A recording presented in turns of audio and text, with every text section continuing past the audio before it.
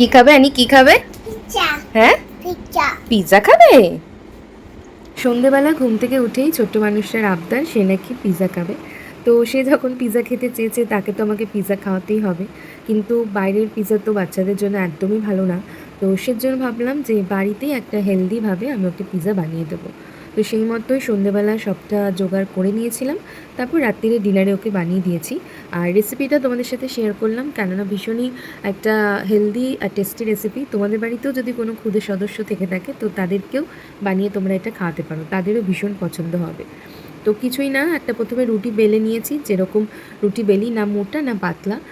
তারপর একটু চামচ দিয়ে, কাঁটা চামচ দিয়ে ফুটো ফুটো করে নিয়েছি যাতে রুটিটা ফুলে না ওঠে।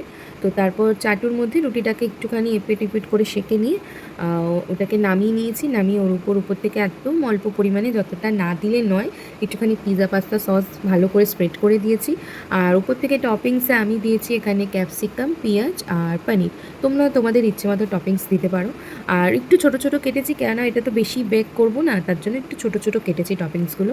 আর উপর থেকে দিয়েছি একটা চিজ কিউব গোটা, সেটা গ্রেট করে দিয়ে দিয়েছি গ্রেটারের সাহায্যে। আর সামান্য একটু ম্যাগি মশলা দিয়েছি, আর একটু অরিগানো দিয়েছি জাস্ট একটু ফ্লেভারটার জন্য। পিৎজার ডেকোরেশন তো রেডি, এবার এটা জাস্ট বেক করতে হবে। তো আমি ওই চাটুতেই বেক করেছি, ওভেনে আর দিইনি। তো চাটুতে ওই মিডিয়াম টু লো ফ্লেমে 5 থেকে 7 মিনিটের মতো বেক করে নিয়েছি।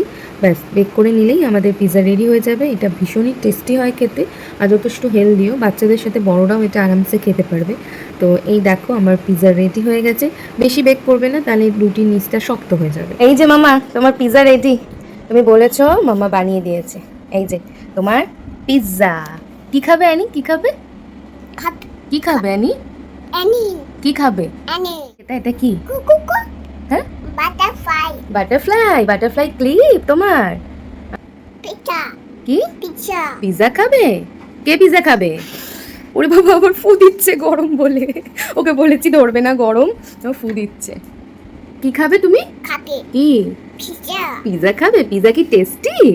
আচ্ছা, তা আমি একটু খাইয়ে দিই তোমায়, দাঁড়াও, এটা গরম আছে, তুমি নিজে নিজে খেতে পারবে না, একটু কাটতে গিয়ে ভেঙে গেছে। ওটা ফু দিচ্ছে, ফুদিয়ে খাও, একটু ফুদিয়ে। হ্যাঁ, আগে একটু ফুদিয়ে নাও, তারপর একটু কামড় দাও হালকা করে, ছোট্ট করে। ভালো পিৎজাটা? ভালো? হুম, ভালো হয়েছে? বাবা রে,